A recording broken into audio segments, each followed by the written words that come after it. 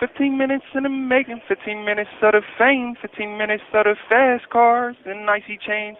I'm addicted to the fast life, it's so insane. 15 minutes in the making, 15 minutes of the fame. 15 minutes in the making, 15 minutes of the fame, 15 minutes of the fast cars and icy chains. I'm addicted to the fast life, it's so insane. 15 minutes in the making, 15 minutes of the fame. Go. Welcome to 15 Minutes of Fame. This is your handsome host, Khalil Murray, a.k.a. Kaiser. Assalamu alaikum wa rahmatullahi wa barakatuh to the Muslims. To everybody else, salute. Thanks for tuning in to 15 Minutes of Fame. And as y'all see, I'm kind of like giving it to y'all back to back, trying to step up the content. You know, when we go national, we're posting these joints and uploading these joints to the platform that I'm ready to deal with. So I'm trying to make sure that I got enough content, to carry on. So a few different reasons why I chose to go with this topic tonight was because of not just my own personal experiences, but I'm sure there's other people's personal experiences, and plus of what I see going on at different times when I, look at TV and see how things be happening for mostly small businesses, and then sometimes small for people in the ways that they do things. And then in the conversation I was having with somebody just the other day when it comes to, all right, as we know in this country, when it comes to the ethnic groups, we got America, we mixed up with all kinds of nationalities. So we were talking about how, like, in the prisons, right, in the prison systems, like, when people come through the jails, when they first come through, a lot of times dudes don't be having certain things. You know what I'm saying? When you first come upstate, sometimes in the county too, when you first come through the county, you come from Asian race or whatever, you come through and you might not have cosmetics, you might not have no deodorant, you might not have no soap, you might not have no shower shoes. You know what I'm saying?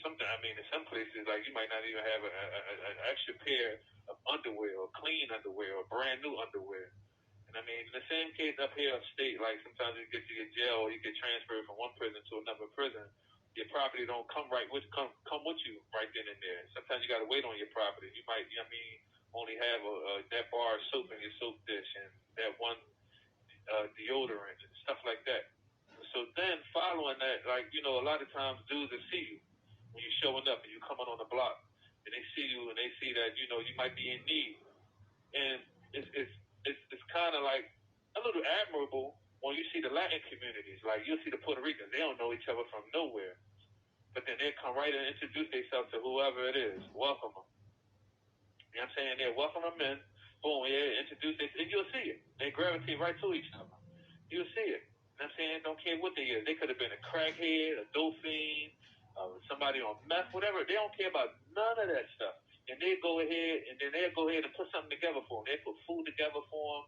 They all group up and come together and make sure that person and that certain individual got what they need. And we see that in the Puerto Ricans and the Latin Dominicans. Okay, and what's live about that is, well, not so much live, but what I'm saying right there is, right there, that was Marisol with the missing teeth. That's Becky with the nappy hairs, Puerto Rican cousin. And she's co-hosting with me tonight. So you're going to hear her from time to time. No, you're going to hear me probably tell the Kaya, shut up. But yeah, for cutting it. But now, when it comes to this situation here with what I'm saying, even the Russians, I've seen the Russian guy, you know what I'm saying? He here. Another Russian guy come about 2 months ago. He pulled right up on him, get to talking to him, and they get to moving right together. You know what I'm saying? And it's like, we often see this, like, even in the communities, amongst the Mexicans, the Irish, the Italians. You know what I'm saying? You'll see this and the Irish, like, all of them, like, they come together. These ethnic groups, they come together and they support each other. You know what I'm saying? And they try to do what they can to help the other one, if not just get ahead of them, maybe to just balance them out. But why is it that with us, you know what I'm saying, with black people, there's like a discontent and like a disharmony amongst us in our ranks and the way that we deal with each other? Like in our joints, specifically. You see a dude come in here, he might have been out there on the streets, a drug addict or whatever he might be. We turn our nose up at him. Won't have nothing to say. You know what I'm saying? Won't, and that's how it'll be. How is it on the streets when we see people of our own kind? I remember, and I want to go to this point in talking about this subject here because I remember, and it made me think about something like that. My sister. Cállate, Marisol. Listen, my sister's son, a little while ago, just started a landscaping business, and she started a GoFundMe page.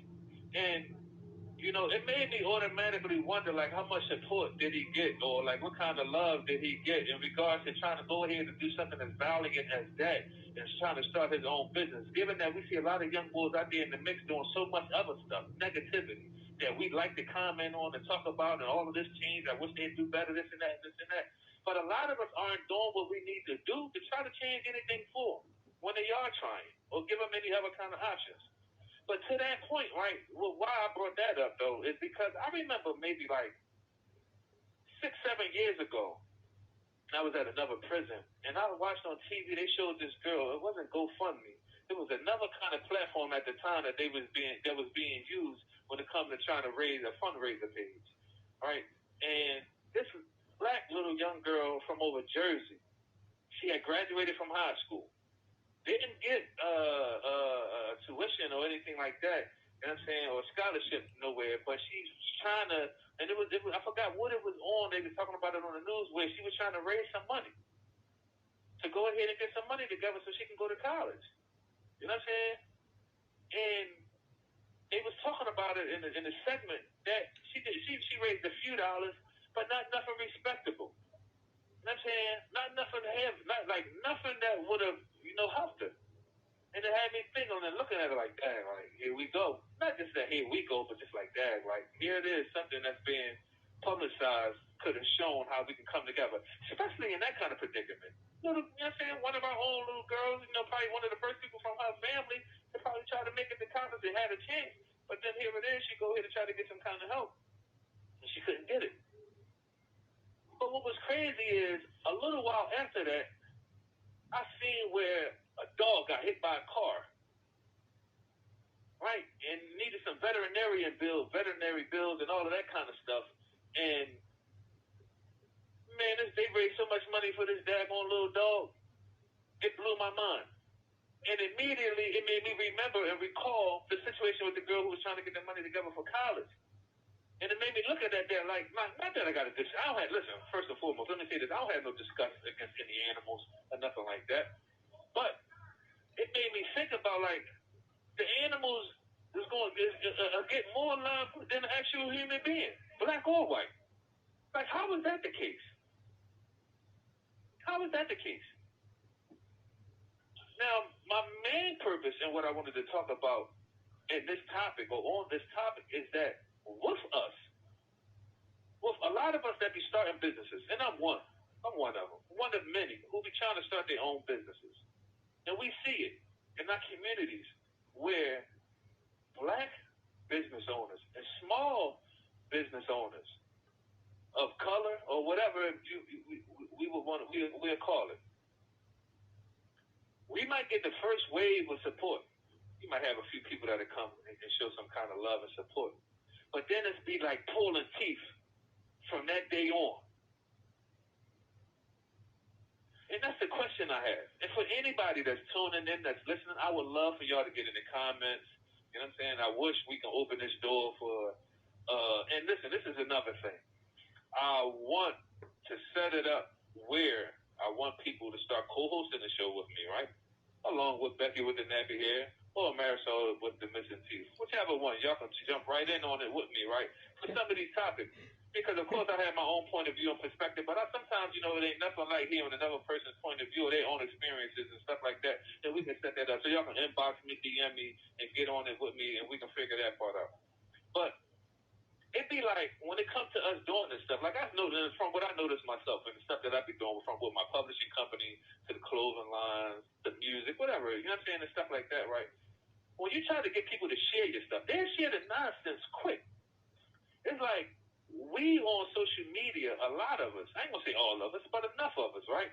We on social media, and our social media pages, it's like either you're attracted to the nonsense, you want to gossip and talk about somebody, you want to comment and be in somebody's comments, probably saying some nasty stuff or some goofy stuff and stuff like that.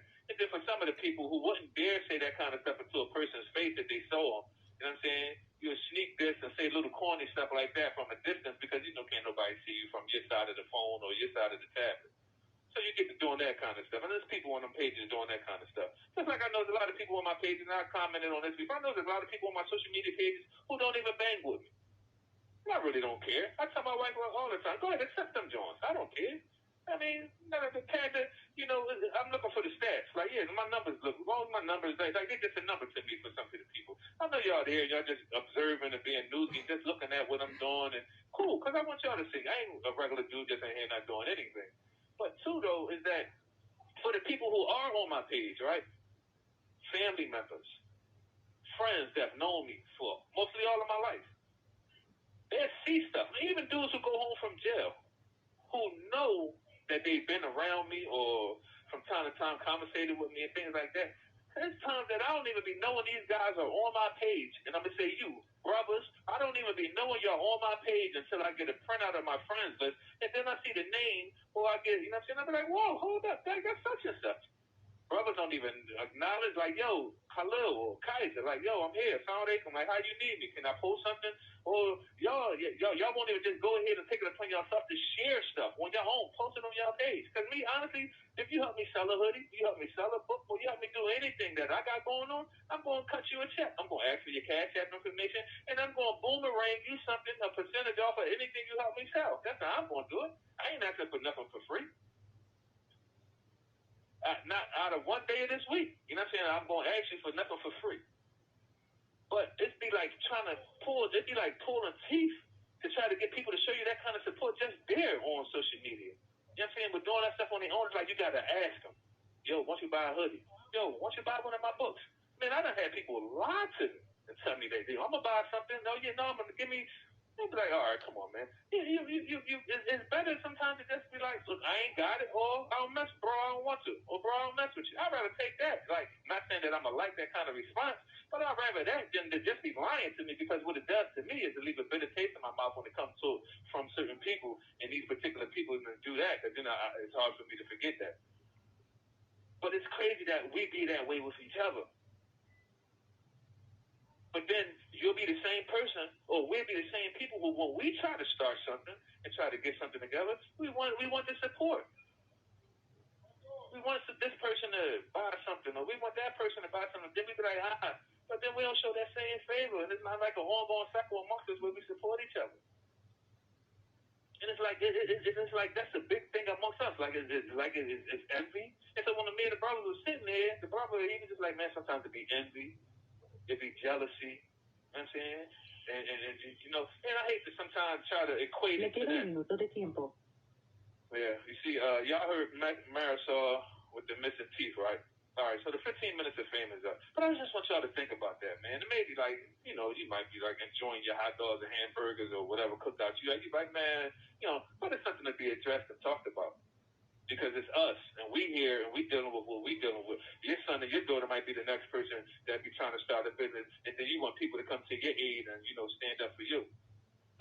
But we got to get better, and we got to do better. Yeah, y'all heard Marisol with the missing teeth. She said, my 15 minutes of fame is up. I'll get with y'all again, in a few days. I love y'all. Assalamu alaikum wa rahmatullahi wa barakatuh. To the Muslims, to everybody else, salute. I hope y'all enjoyed this topic of 15 minutes of fame. And stay tuned to the next episode.